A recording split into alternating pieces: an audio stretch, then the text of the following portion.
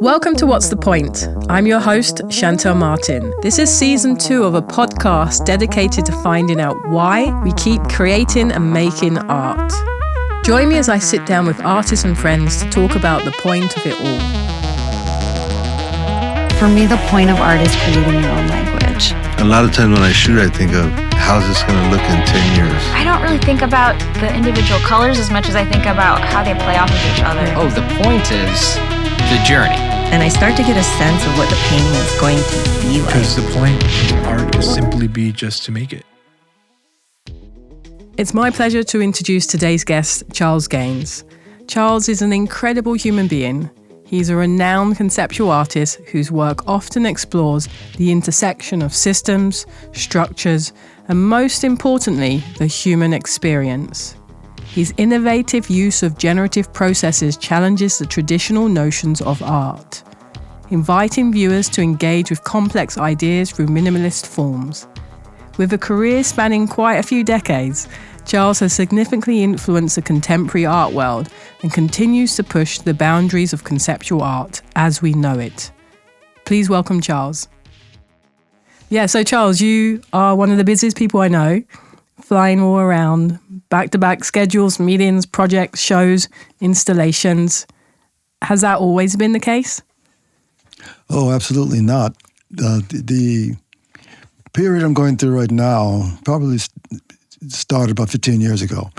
I started my career as an artist in the early 70s. Graduated from the Rochester Institute of Technology in 1967, and by the time I got to around 72, I started having my first shows. And it's a considerable success by the mid to late 70s with the gallery exhibitions. I got it picked up by probably the most important gallery in the art world at the time, the Leo Castelli Gallery. And also, I was one of the few artists who had double representation in Leo's gallery and also John Weber Gallery. And I was in the Whitney Biennial in the mid-70s. And so I had got exposure, at least in terms of the exhibition circuit. But what didn't work at the time is I didn't have a support network from museums or curators or writers. So I didn't get written about very much. And so I was sort of flying under the radar for decades because of that. The galleries continued showing me, but nobody... I was not involved or central to anybody's conversation about art during those years. And that went on for quite a while until about around 2007-08, when I was included in the Venice Biennale. And slowly things started rolling, and ultimately got to a point where I not only got exposure, gallery exposure, and exhibition, but also my work began to be interesting to writers and curators. So let's just back up there a little bit. So early 70s, you have your first show, you got double representation, you're doing extremely well in the art market, being represented and sold by galleries, but not so much in the art world with museums and institutions. And that didn't change until like the early 2000s. And then there's this new cycle, this new path that you're on. Oh yeah, that's about it. That's the story. And then how old were you that when you first got the representation? Well, I was 3 years old. No, I'm just kidding. You're spring chicken. Yeah. I guess about 31, 32 years old that when I first started showing in New York. So early 30s, you get your first show, you got double representation. Do you remember how it felt at that time? Were you excited? Were you like, this is it, this is what I want? Or were you just kind of on pilot mode, kind of that was the next stage for you? in those days, the art world was very small. It was a fraction of the size that it is today. And it was very tight. I mean, it's very narrowly bounded. There weren't even the number of artists that we enjoy today. There's a more limited number of artists. A lot of artists, but a more limited number. And it sort of corresponded with the amount of exhibition opportunities that exist. So the scale was there, but it was a smaller market, and it didn't. There wasn't the this idea of artists making a lot of money in those days. So it didn't exist. And so I think that size made it feel more special, or that if you could get attention in that market, it was more dreamlike to get attention. So my feeling was that when, and I should say that I got representation in the galleries I mentioned after showing my work to Hauser Wirth, and he taking that work to the galleries that I mentioned, John Weber and Leo Castelli.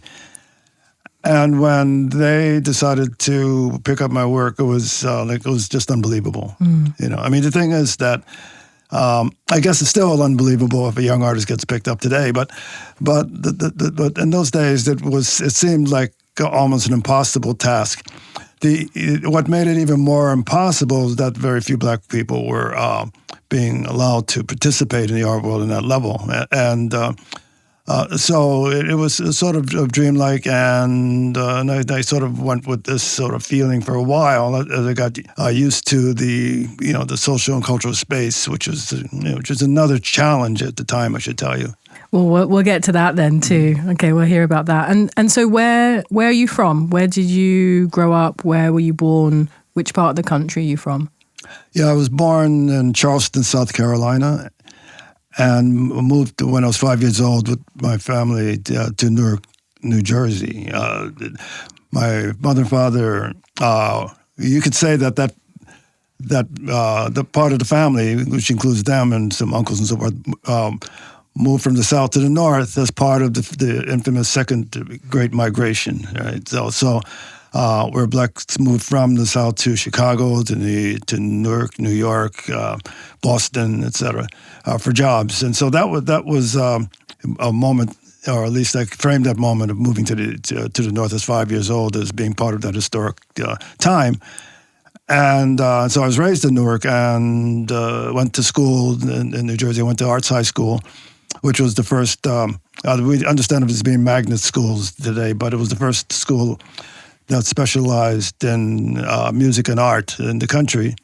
And so I went in as an art major. I was trained as a musician also, so I spent some time with the music department, but I was centrally located within the art department, and graduated there and went to Jersey City State College. It's called New Jersey State University now, I think. But at the time, it was a state teaching college. Oakley Enwazor also went there, a couple of decades later. Wait, who went there? Oakley Enwazor. Okay. Yeah. And from there, I went to the Rochester Institute of Technology. I went into the art school there, and I went in as a painting major. And when I got my MFA, I got a teaching job in Mississippi, Edabina, Mississippi, teaching at a black college there. Job that I quit after 6 months because it was a really extraordinary time, generally in terms of race relations in the United States, but particularly in the South because Jim Crow laws are still in effect, really. I mean, the Jim Crow laws were supposed to have ended sometime in the late 60s, but they really didn't. So,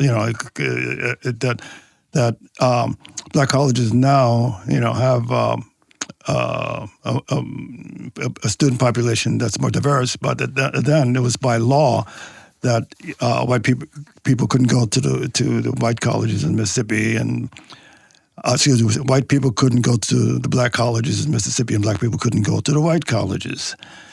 And so I stayed there a short time because in 1968, as you know, Martin Luther King was shot, and the true colors of the college showed itself to me because the administration of the college sided with the government and the general political arm of white people over the black students, and there was an event that really changed my feelings.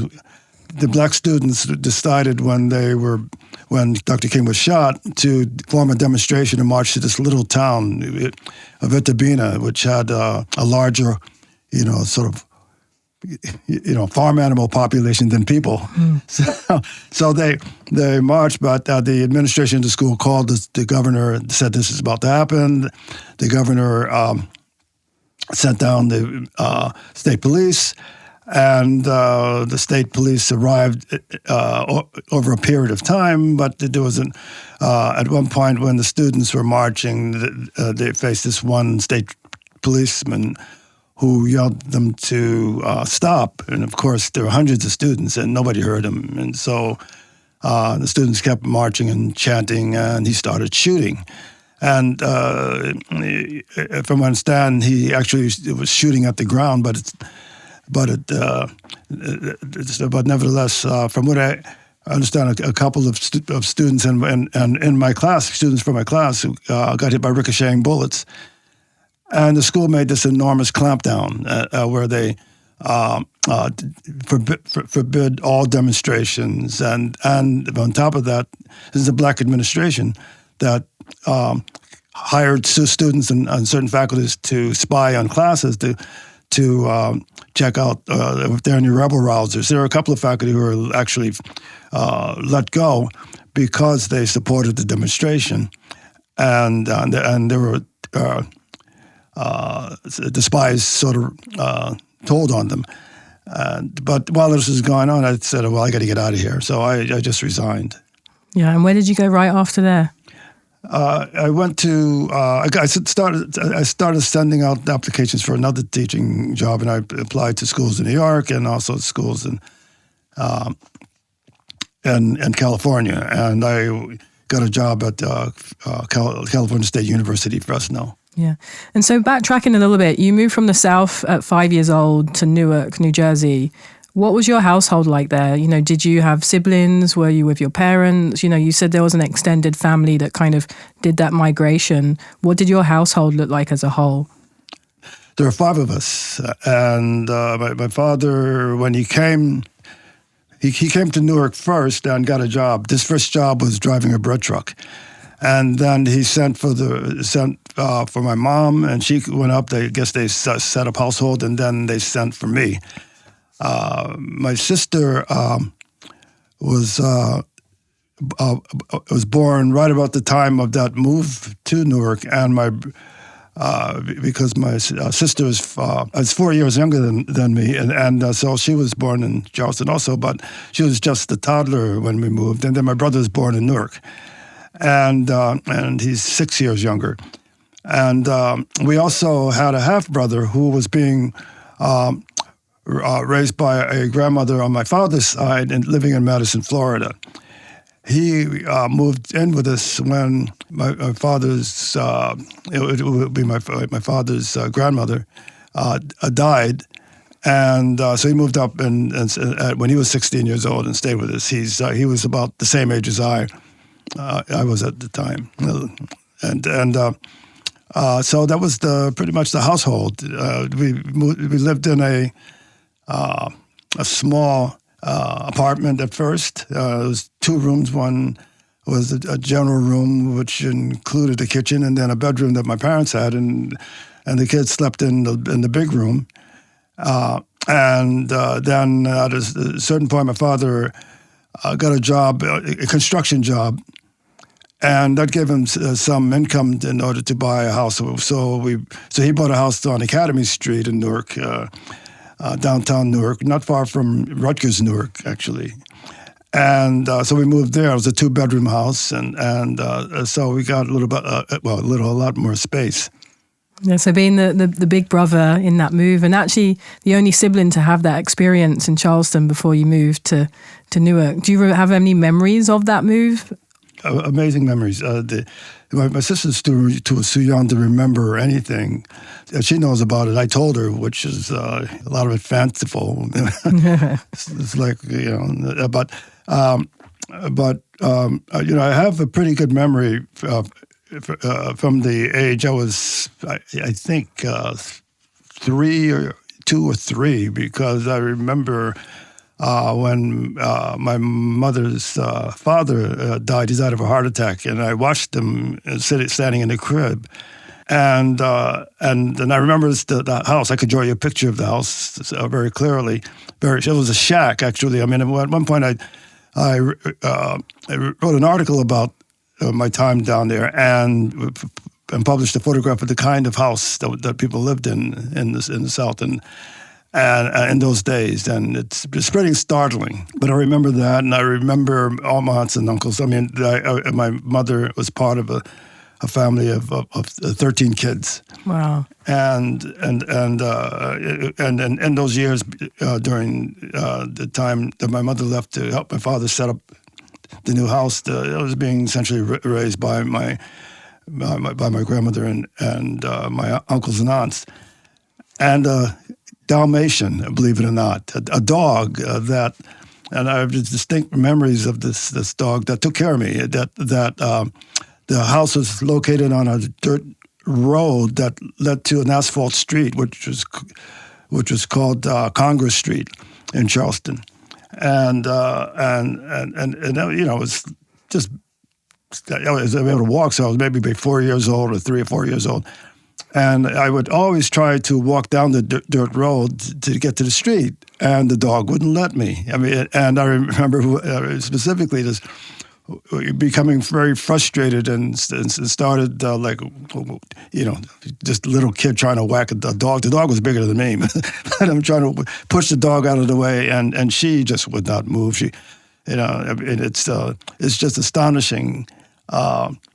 To think that this animal decided and knew that I was like this imbecilic kid, and that it had to take care of me, and it did. And so I remember those experiences. I remember walking with my mom in the neighborhood, and there were a lot of other similar kinds of shacks and farm animals that were raised in order to provide food, mostly, and this story I tell because it was an answer to a general question about my life growing up in the South, and was there anything that indicated what kind of temperament I might have, and so I would indicate that being very interested in even as an artist, theory and philosophy and critical thinking, there's a little bit of that reflected when I was very young, 4 and 5 years old, because I would ask these ontological questions to my mom. I would say, "Mother, I have some ontological questions to ask you." But of course, it wasn't. I didn't even know what that word meant at the time. But I still don't know what that means. Yeah. What does ontological mean? Well, how did things evolve? How do things get started, and how they evolve into where they are, and the like genealogical questions or ontological. So, where did the family start, and where am I in that sequence? So I was just wondering, sort of why I was me, and I think that a question about being interested in figuring out who me was particularly coming from living in the Jim Crow South, where I was very much aware of the stratified society that we're living in, and it didn't make sense to me. And I was trying to ask questions about how this, in my own way, how could this get started?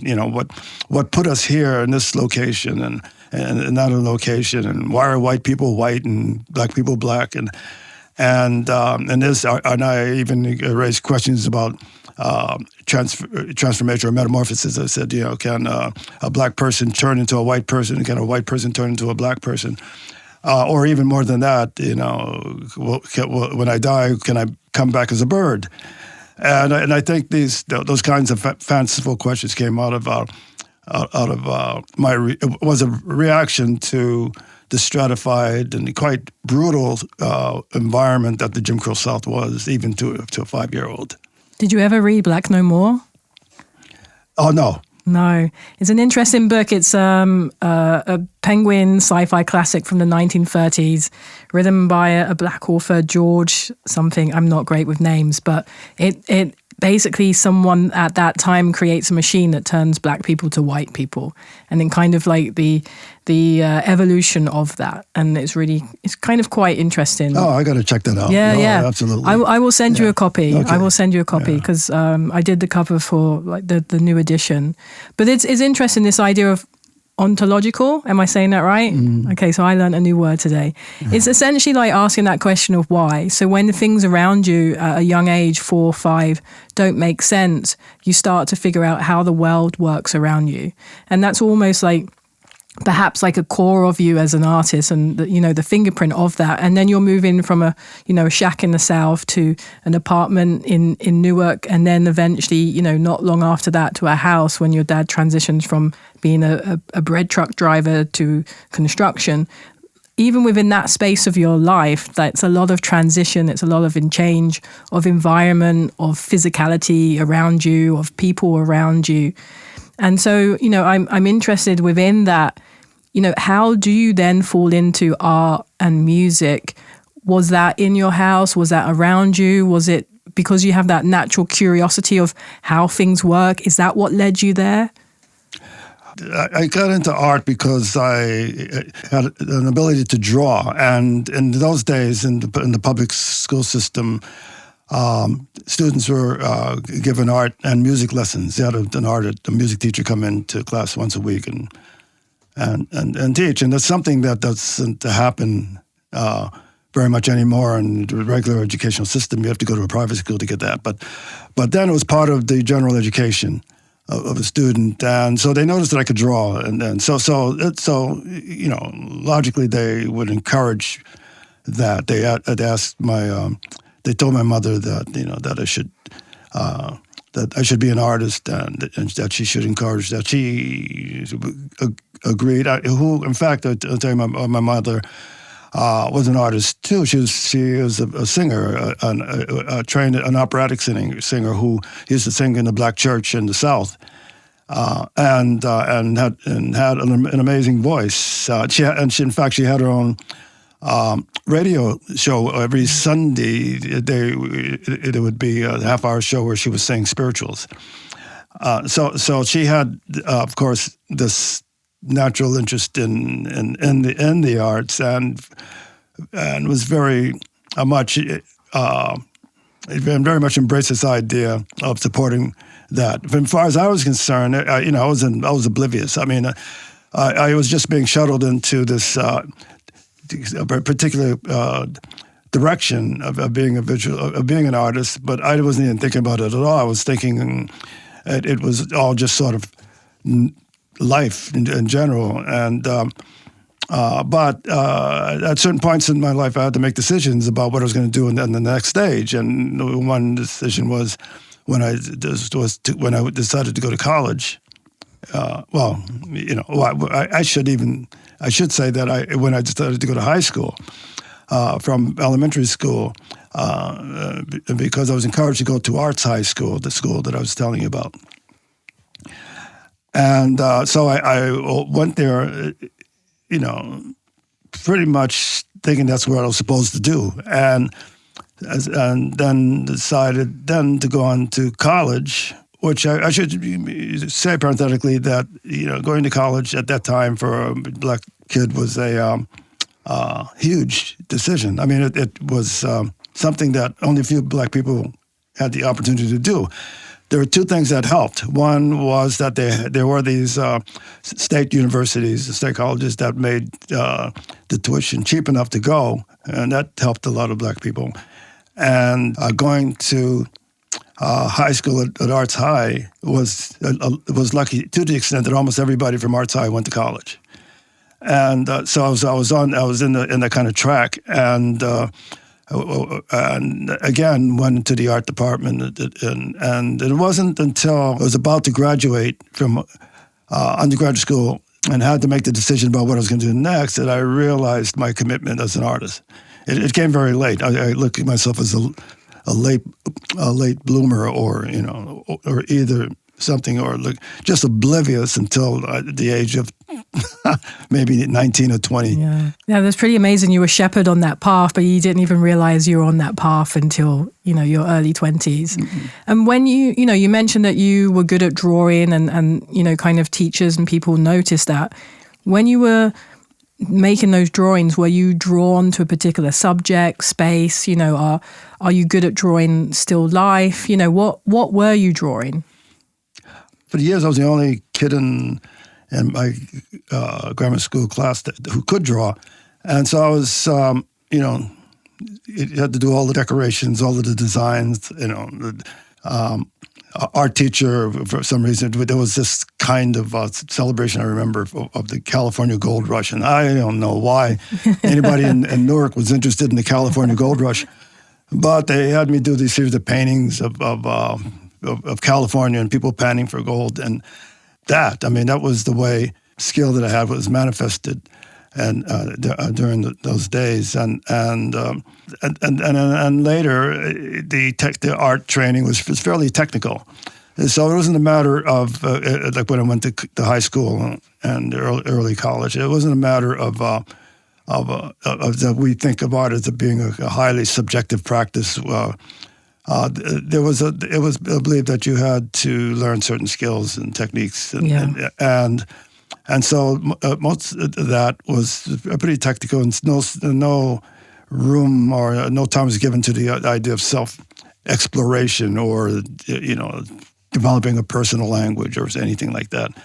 And that didn't happen really until the end of my time in college. And at that time, I think it was the first time, and probably my last year in college, undergraduate school, that I had a personal experience relative to all of these years of being pushed in the direction of art.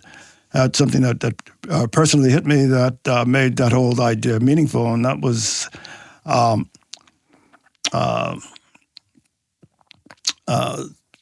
having this opportunity to go to New York, to take this trip to New York to see the shows at MoMA, and this is in college, right? So we're talking about the last year or so of college, and I saw a Rene Magritte show that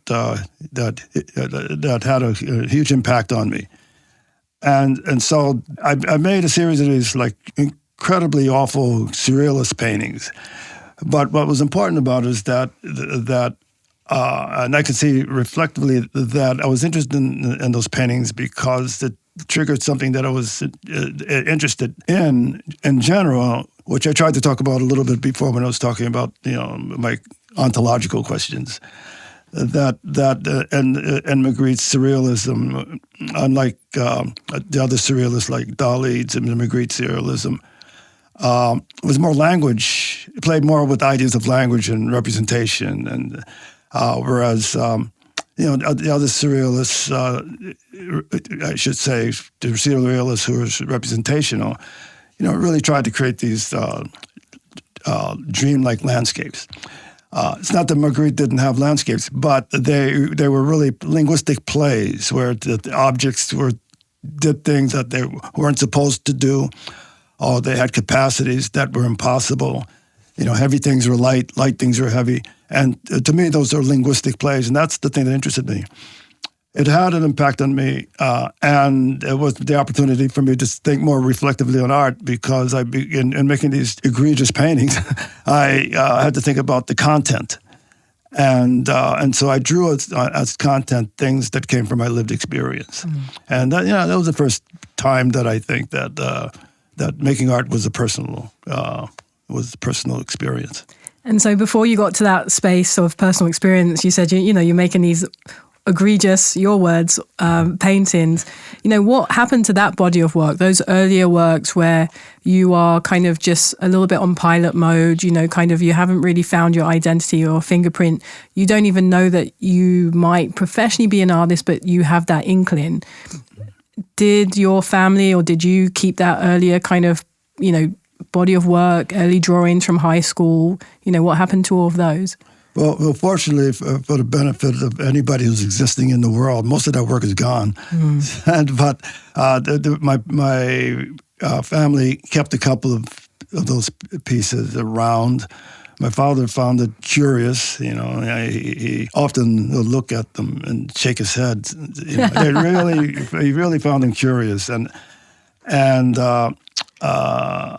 so there are two works that I know remained that I tried to,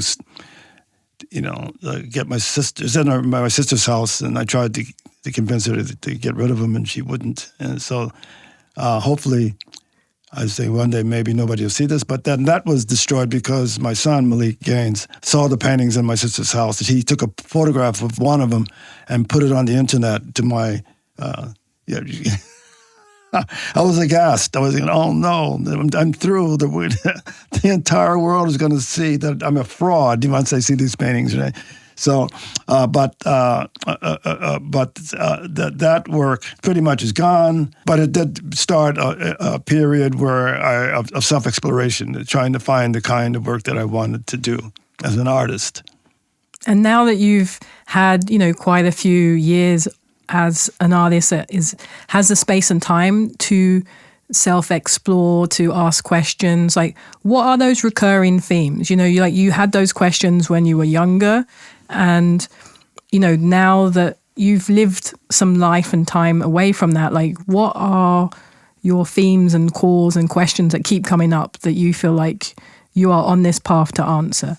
Are you asking in terms of that moment, or no? Just in general, like if you now, with this time of reflection that you've had, because you've had many years of, self-exploration in a way since then. Like, what are some questions that keep coming up that feel new to you now, but they might have always been there? Well, there are issues that have persisted over the years and revealed themselves to me while I was in graduate school. And the main one was that even though I was being trained to be a painter, that I had no interest in painting. And not that I didn't like painting, but I didn't want to make paintings, mostly because the received idea about how to make a work of art, what making a work of art constitutes, that those ideas just didn't make any sense to me. It was like, the Jim Crow laws didn't make any sense to me. And I eventually realized that the reason is because of hyper-reliance on a concept of subjectivity that modern art is based upon. Essentially that we express from our subconscious, unconscious, or more generally referred to as the creative imagination, which is a concept that presupposes the existence of a subjectivity that is in us. And the thing that was troublesome is that it was this idea of an interior subjectivity. It was presented as a thing, and I know that I have a subjectivity, and because I have an entire lexicon of ideas and constructs that makes the world meaningful to me, and that it's unique to me. But the idea that the subjectivity was a thing, that it's like a part of you, like your heart. I mean, it's like saying, for example, you have an unconscious mind. And that would make sense to us that we have that, because there are lots of things that we do and we don't know why we did it, and so all of our behavior is not causal or intentional. So the idea that this kind of behavior occurs made sense to me, but that the unconscious is not a thing. I mean, it's so that so it was proposed as a thing that we draw from in order to make works of art. It presupposes that what we do without intention or causality it's coming from this thing. So in a way, it's a way of making it very tidy and neat and saying there's this object or this thing that makes you do this thing instead of it being innately a part of like a spirit or a whole or a kind of, it's you, in a way it kind of takes that agency away from you and says you're channeling into something else. Is that what you're saying? Or? Yeah, no, I really think that the concept in general has done good in the world. Yeah. I'm talking about the way my reaction to it. To me, it didn't make sense. Yeah. So particularly because it defined a way of making art. And that way it was essentially, pondering, thinking, using your imagination, oriented around a particular discipline, like a painting or a sculpture or drawing, where you come up with an idea, an impulse that you make that is recorded by a mark that you make on a canvas, and that this mark that you made is really the index of that thing that it comes from. Mm-hmm. And the part that troubled me is that this is supposed to make you feel good. This is why artists make art, because of the kind of sublime sense that they get from that process. But I didn't get any of that. Yeah. Yeah. So, because to me, it felt all sort of arbitrary that I can, effectively sit in front of a canvas and intuit an idea and make marks. But rather than identifying with those marks I made, they didn't make any sense to me. Because I didn't feel that it actually came from the source that it came from. And so it was a real question about the discipline itself, or how the idea of art should be thought about.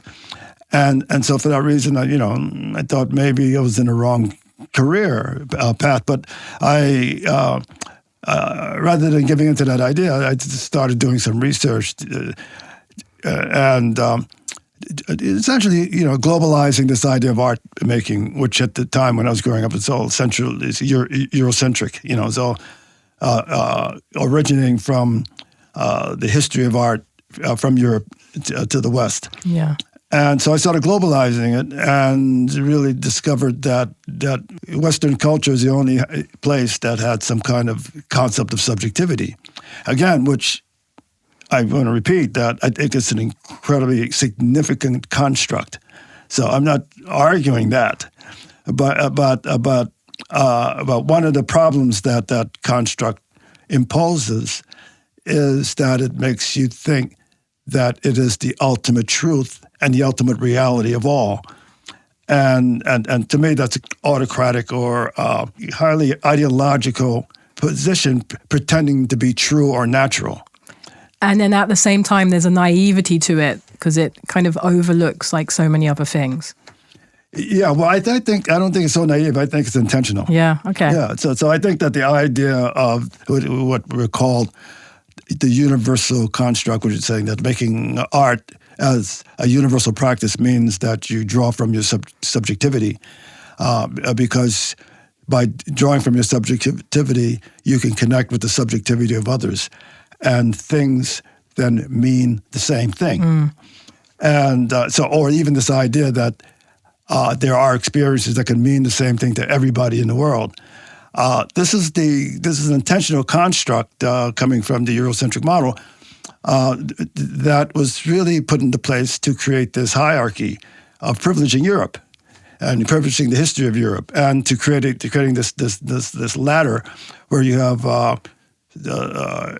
primitive ideas and sophisticated ideas, and so that the evolution of ideas can be charted culturally to see where different cultures are in that evolution. And some cultures are more advanced, some cultures, and this played in the European model and played into justification for colonialism and imperialism.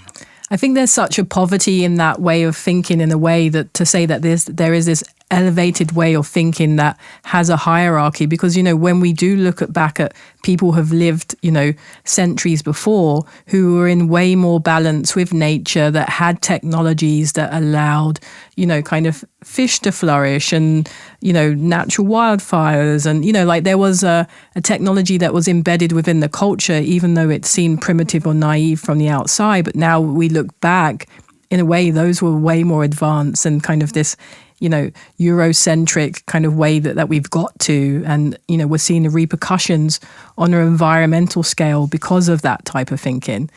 And I think that's a little bit of a pivot, but, I see what you're saying there.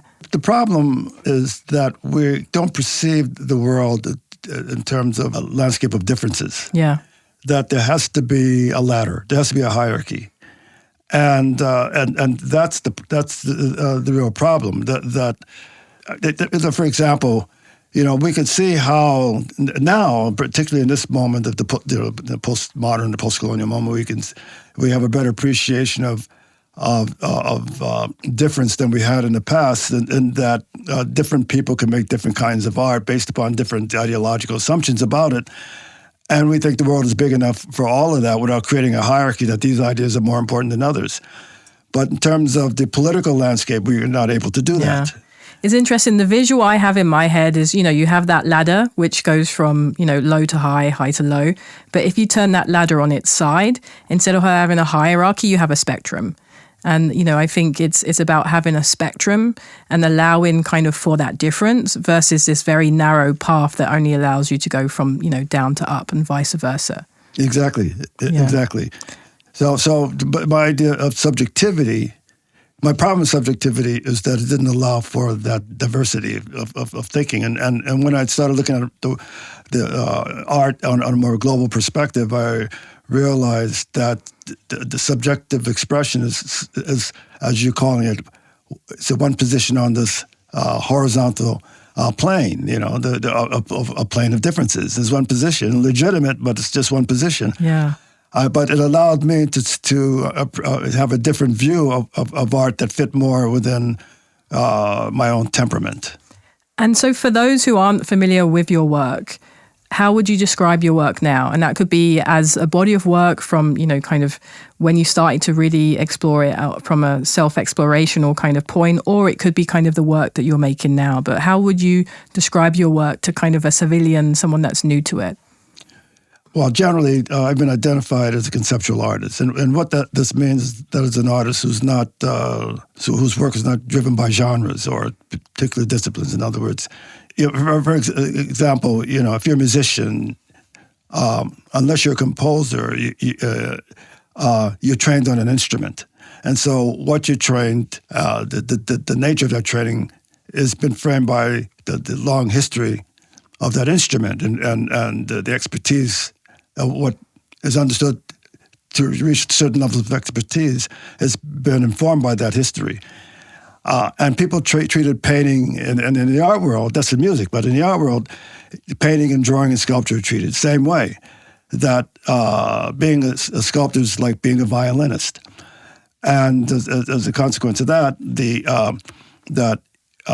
going into art meant that you had to engage the history of that particular practice. In other words, sculpture has a history, painting has a history, and you have to learn or become, you have to not be competent at technical necessarily, but you have to identify with the idea of being a painter with respect to that history, just like you can identify with the idea of being a drummer or a violinist.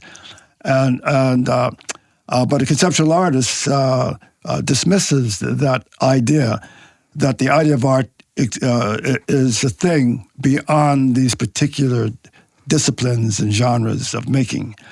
And so I've been identified with that.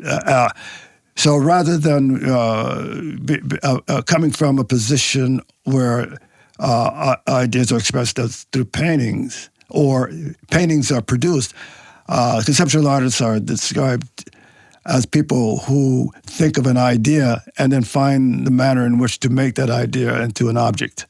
So in a way, the box that you're in is a much wider box. So you have more freedom to create because no one's pulling you in a smaller specific box and saying this is your medium. Because you're conceptual, it means that you have all the tools at your kind of grasp to think about an idea and then bring that into reality. Yeah, so not necessarily all the tools, because the tools that you need to make art are vast.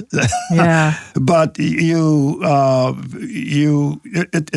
can I say? It's as a process, it becomes apparent what you need to know how to do. And you said you articulated that in a way that that's something you've been framed as. How do you see yourself?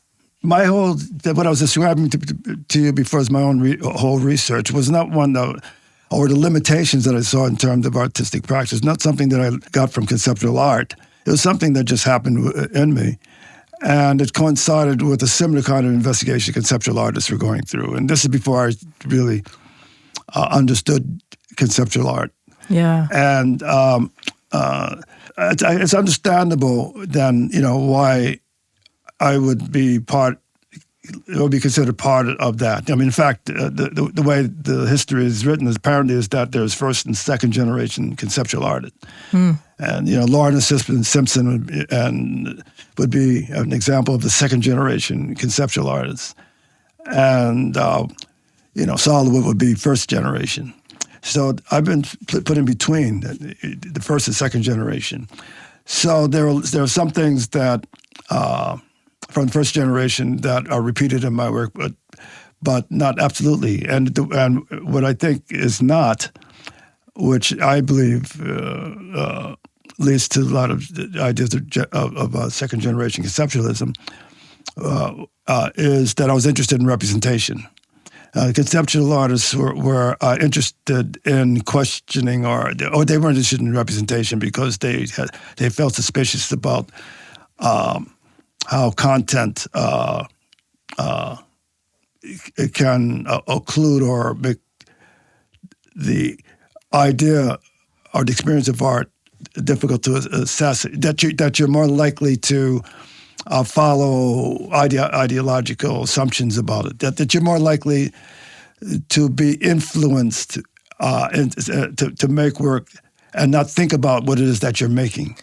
It's interesting because I think when I think about my own practice, I'm someone that has always struggled with that category. And I've got around that by calling myself an artist and intuitive philosopher. And I think about this idea of being an intuitive philosopher where you observe things and you question things and you think about things. And through those questionings and thinkings, you make things. And for myself, I might be choreographing a ballet or having a museum show or doing something at Paris Fashion Week.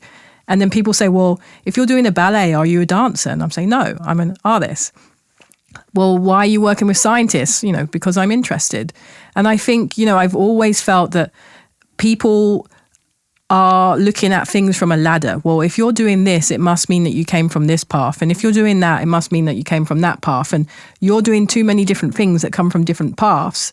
And I'm like, no, they come from the same path. They come from me and my curiosity, regardless of the medium and regardless of the industry. But these are things that I've gravitated towards. So they do make sense. And for myself, I've ended up putting them in that bucket of intuitive philosopher / artist because I figured that maybe gives me the biggest box of freedom of creation.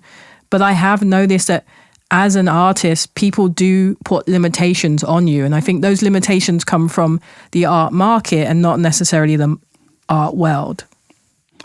Yeah, I mean, the idea of an intuitive philosopher that embraces a concept that I have sympathy for is that it allows within your practice the ability to not only to think, but also to feel that you are continuously responsive to culture.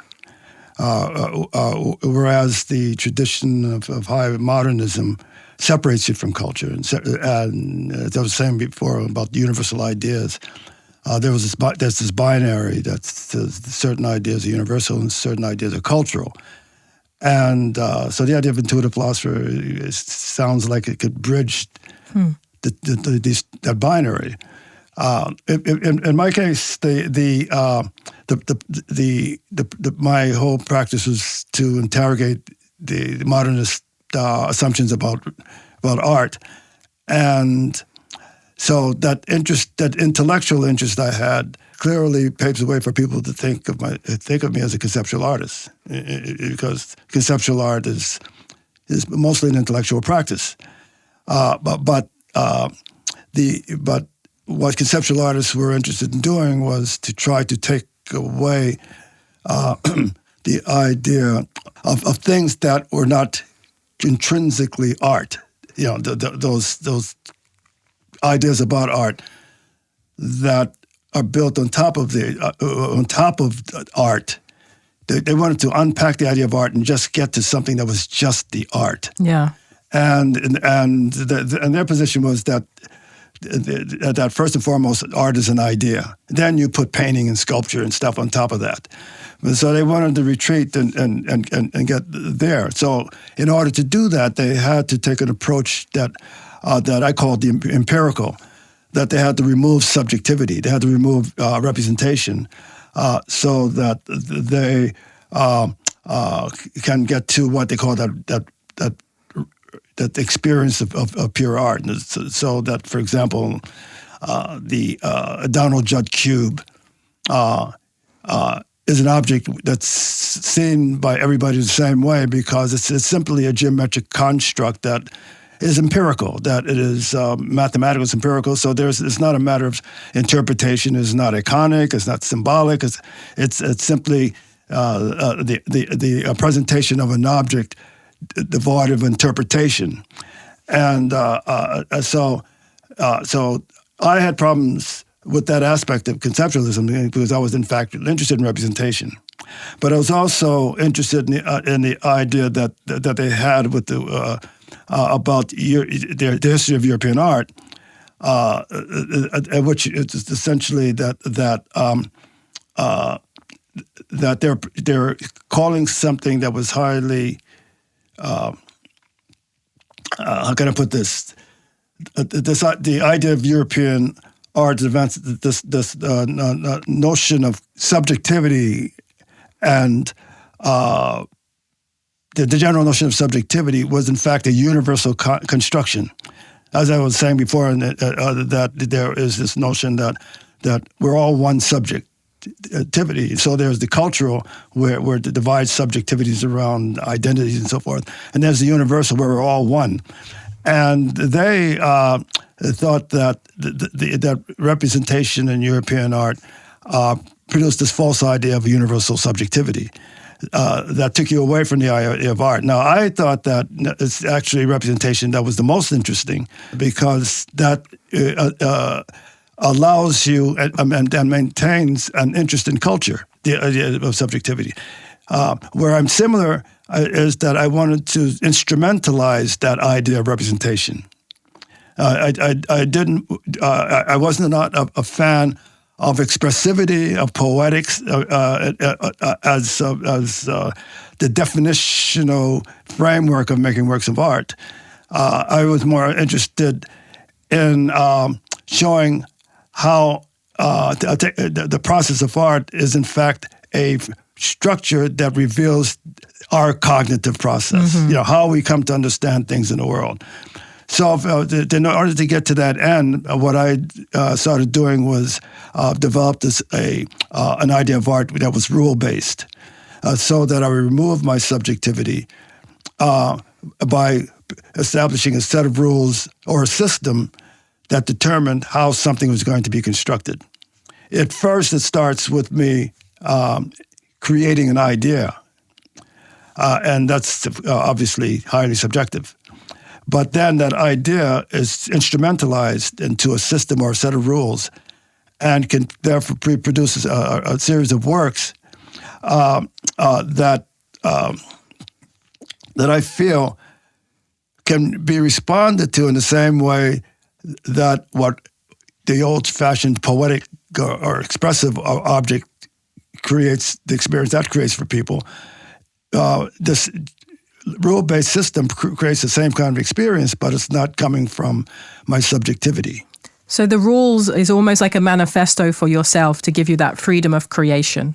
No. The rules are very rigid. They're very rigid. Yeah, and what happens, and this is why I think this idea is actually functions as the critique of the modernist model, that it allows me, the rules allows me to remove my subjectivity, but it makes me available to chance and to indeterminate experiences, or when I'd like to think more metaphorically, that it makes me more available to ideas coming from outside what I would perceive the subject to be. And so what I mean by it gives you that freedom. So I'm someone that draws, and I draw spontaneously and I improvise a lot of my drawings, but I can only get to that point of improvisation because there's a strong foundation built on a subset of rules. So because I have that strong foundation, then therefore it allows me the spontaneity and the freedom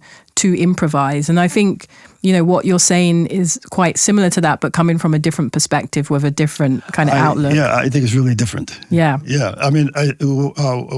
because fundamentally, it's similar, because it's like saying you only have freedom if you understand your boundaries. Yeah. There's no idea of freedom without boundaries. And that's true. But what I'm saying is that I'm giving up all of the things that we called the subjective practices and strategies. I've given them up to chance. I don't know what's going to happen. I don't know how it's going to. I know how it's going to happen. I know what you apply these rules. But the result of that, I think, is that what I produce, I don't think is is something that that is linked to my capacity, my expressive capacity. It is something. In other words, my capacity to be expressive, I'm giving up to these rules, and what is produced, therefore, are things that I cannot imagine in a million years. It's not coming from intuition. It's not coming from any of the locations, the psychological locations that we come to understand. I do that because, and this is the only reason I do it, is because it makes the idea of making art exciting for me. Because if I didn't do that, making art would not be an exciting practice for me. And it's nothing to say, and it's not a comment. In other words, I'm not suggesting, by my interest in rule-based work, that I'm proposing some radical idea of art practice that the whole entire world has to evolve into. I believe in this kind of individualistic environment, individualistic space, where people can find, like you did, like you do very successfully, find a way of making work that is meaningful to you, and you don't have to face a whole firing squad of people saying that you can't do that. So having this practice and creating work that you couldn't imagine by yourself, but only because you've created this environment and rules to do that, now you have a body of that work and the work before that and the work, kind of in between that. What do you want and hope for the bigger kind of narrative and story of that work? You mentioned kind of the last 15 years, you have been, introduced more into the world of museums and people writing about your work and kind of creating narratives about the work. I'm guessing my bigger question and what I'm trying to get out to is what are your thoughts about legacy for yourself and your work? Well, I see the whole practice of art, and if there's any general statement I can make about art, it would be that I think that it's the responsibility of art to contribute to the world of ideas. So in that respect, this is what I hope would happen, that I have a particular investment in unpacking the ideas of artistic practice, revealing the ideological basis of certain principles that are thought to be universal, like aesthetics, for example, with respect to works of art, and show that they're ideological, to show that they're culturally produced, not subjectively produced, and to provide or to propose to the world that this is a possibility. It's not to say that in an environment where I feel that it's excluded. That is that, in my own training, and I think it still goes on. I think there's a hyper-reliance on one's personal subjective decision-making and the production of works of art, and feel that this is a certain kind of authenticity to practice that's not ideological. That's that part that I have a problem with, that it may very well be authentic, but it is ideological. It's something we're trained to do. It's not something that is us.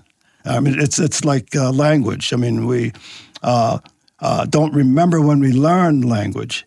So therefore, speech is something that we identify with identity. But language was trained and learned in you. We evolved into an identity. And this is the idea that I wanted to sort of pass on to just our general notions of art, in order to empower this idea that art is a critical process. It's a process of ideas as well as feelings, and as a process with ideas, that it can actually expand and the way we think about the world. So in a way, to have a legacy that is an idea, and it's a big idea, ideas can also be objective and people can read and kind of understand them in different ways. Have you articulated that, written it down? Like, do you have that distilled in a way?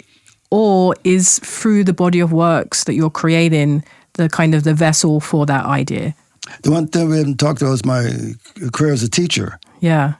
And so this strategy of art making is also, it also defines my teaching. And so I have thousands and thousands of essays, pages of essays that mostly are used and have been used in my classes for like almost 45, 50 years that I've been a teacher. But I've also published essays and had a chance to express these ideas in the world through, let me just say, magazines and articles. Right now, a book of my collected writings is being developed, which should be out by the end of next year, where all of that material is going to be edited and organized in order to become something like a research document, so that anybody who's interested can sort of access the critical foundation of that underlies my practice. There's a book that just came out it's called Theater of Refusal. That is a reprint of a catalog of a show that I curated in 1993. That also was one of the earliest reflections I had about the ideas that I've been trying to talk to you about. But in particular, how those ideas not just apply to art, but how they apply to social discourse, discourses on race, discourses on gender, and so forth, and so on. So that is being put together too. Fantastic. And right now, if people wanted to go see your work, where can they go see your work, your installations? You've mentioned these books that people can find. Where are you out there in the world right now? Well, the show that's going on right now is a continuation of my retrospective, which started at the ICA Miami, and now it's in the Phoenix Art Museum. So it's a retrospective of my work from 1993 to the present. And is Chain still on view at Governor's Island? No, that came down like almost 6-8 months ago. Oh, okay. And it's going to be moved to Cincinnati, so we'll be on view in Cincinnati for about 9 or 10 months, but starting in next June. That's going to be an interesting logistics of moving that piece. It's quite large. Yeah, but we built it so that it could be moved. The worst part of it is that while it was in New York, it broke. Oh, really? And, New York will do that to anything, yeah. and so we I had to rebuild it. It's not designed to be a permanent work, but we have to, and we are in the process of repairing it, rebuilding it, so that then we can move to Cincinnati. But the piece is modularly constructed so that it can be moved. We knew that it would be necessary because there was always the hope that this piece would show in more than one location. Fantastic. And just to kind of conclude and wind down here, this is kind of a big question that I'd like to see if you can distill it. And I think, what you've been saying in many ways answers this question. But if you were to summarize, what is the point of art for you, how would you distill that? Well, I think that art, as I mentioned before, I think that it is one of the humanistic disciplines. I see it more as a discipline than I see it as a kind of therapy. You're saying that a kind of I'm calling it therapy, but this idea of just something that one psychologically identifies with that's meaningful and that's self-identifying. Because if I can maybe say this briefly, all disciplines, all things that we do in the world, for the people who do them, they all have to be meaningful to the person. And art is no different from any other. I mean, if you were a nuclear scientist, you would have to have a passion for the discipline. And art is no different from any other discipline like that. But the fallacy is that we've been told that art is different, that it has a unique capacity to help us form personal identity through our subjectivity. This, I think, is a false idea. I think it's a problematic idea. It leads to the worst thing that it leads to is that it inhibits critical thinking, this idea. And so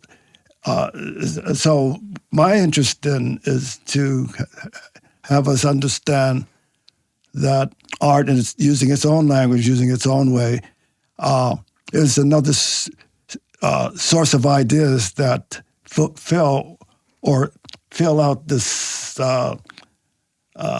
our discursive space of understanding in the world. It's one of those, and it's no more unique than any other kind of discipline in that respect. The importance of that for me is that it gives art a more important social and cultural role in the world. That it has a social and cultural responsibility, and not just something that artists feel that they only have a responsibility to themselves. I think that's a really provoking and thoughtful kind of place to conclude. And Charles, so thank you so much for sharing your ideas, your philosophy, and your story with us today. Thank you. You're welcome. I enjoyed it. Thank you for listening to this episode of What's the Point? Recorded at Spotify Studios in Los Angeles. Check out our website made by Eat.studio. Grant Alexander Peters does our theme music, engineering, and editing. Research and pre-show preparation are done by Vern Molidor and Joyce Adams-So from the Shantell Martin studio team. If you like this episode, please consider subscribing to the podcast and leaving a nice 5-star review. Don't forget to check out the show description for more information on today's guest. And you can follow myself and the podcast on Instagram at Shantell_Martin. What's the point?